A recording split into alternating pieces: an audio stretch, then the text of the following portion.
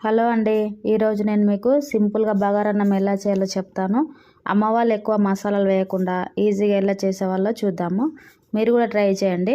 ముందుగా ఒక గిన్నెలో ఆయిల్ వేసుకొని ఆనియన్స్, మిర్చి, కరివేపాకు, అల్లం పేస్ట్ వేసుకోవాలా.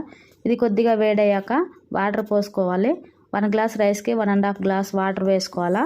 ఇందులో ఉప్పు, వేయించిన ధనియాల పొడి వేసి వాటర్ని బాగా మరగనివ్వాలి. వాటర్ మరిగాక రైస్ వేసుకొని ఉడికించుకుంటే సరిపోతుందండి.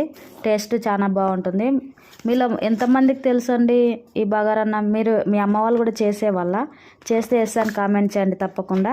ఈ బగారా అన్నం ఎక్కువగా మనం పాలమూరి వాళ్ళైతే చేస్తారండి. ఈ బగారా అన్నం కాంబినేషన్లోకి నాటుకోడి కూర కానీ ఎగ్ పులుసు కానీ ట్రై చేయండి. టేస్ట్ సూపర్ ఉంటుంది. చాలామంది మన వీడియోని చూస్తున్నారు కానీ సబ్స్క్రైబ్ చేయట్లేదండి. సబ్స్క్రైబ్ చేసుకోండి మన ఛానల్ని.